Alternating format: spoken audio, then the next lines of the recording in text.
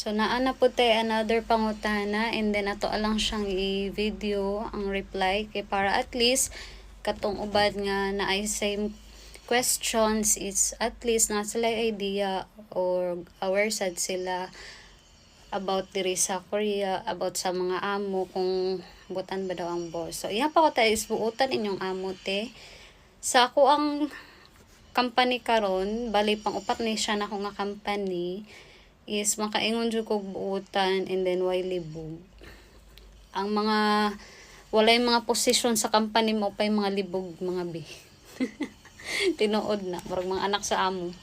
Ang among pinaka-boss gyud, ang CEO sa mong company is koan siya.